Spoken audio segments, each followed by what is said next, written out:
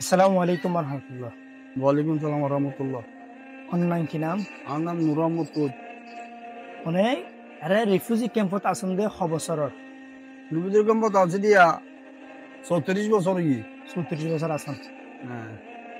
অনে এক ক্যাম্প ইয়ানত কি মুক্তি সন্ন অনেক কি হইতেছেন বিশ্বরে আর বিশ্বের মাঝে কান বিশ্ববাসীর অনুদান আছে চাই দে। আর আসলে 34 বছর কি। আর আসলে জোয়ান বুয়া এখন আর বুড়ো গিয়ে কি। আর বুয়াই নাতি তৈলে এখন দেখুন তারা এনেকে লাইফের মাঝে আছে অন্ধকারত। অন্ধকার ইয়া 34 বছর যদি আয় হারাবে আর পয়দা হারাবে তার একটা লাইফ আছে। লাভ ইয়া ফটো পাইবে। এখন আর বিশ্ববাসীর জানাতে চাই দে। আর একটা জীবন আছে মানুষের।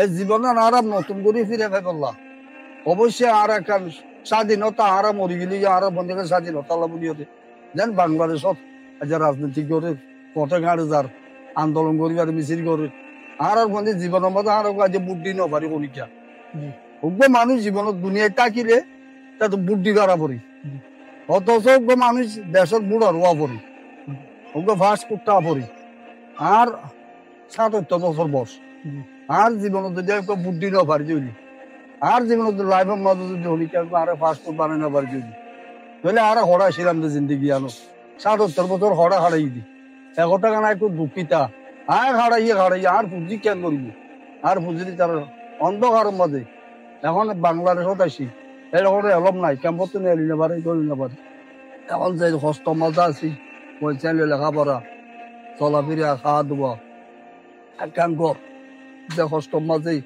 ১০-১২টা মানুষ ঘুরা বিক্ষা রুমত পোলা গাছ দিয়েছে ভরি দেখি নেরি নেবারে গড়ি নেবারে হত হস্তম মাঝে এখন আল্লাহ বলিও রে আই ৩৪ বছর একখান দিন আজ আর শান্তি পাই দেন না তাই বলবো তাহলে কিছু মানুষ রিসেটেলমেন্ট করছি কি জোর লইছে ৫ তলা মাঝে রাখছি আর্গের কুতু বলেন ৫ তলা রেস্টের ক্যাম্পর এনে মানব অধিকার আছে নাকি আর ইয়ানে কেউ জানাইছো চাই আর যে লাইফ আছে যারা গিয়ে তারা লাইফ পাই আরো পুঁজিকে লাইফ আছে তো নিজের আত্মহত্যা করতো স্যার পয়সায় তারা আর আর কি করিবা তোমার আরে কেল্লা জন্ম দিও তোমার আরে কিছু করিবা লিখে দুনিয়া দেখাইও এখন মঞ্জা আর গুয়ারি রবাজ আর হরে দেখতাম তাহলে বিশ্ববাসীর জানাই দি আর আকুল আবেদন না আর আর একটা নিজের দেশক আর আর ন্যাশনালিটি নাগরিকতা লইরে দিবলা যদি না ভারত দইলে অন্য অন্য দেশের সমাজের মানুষ লই যার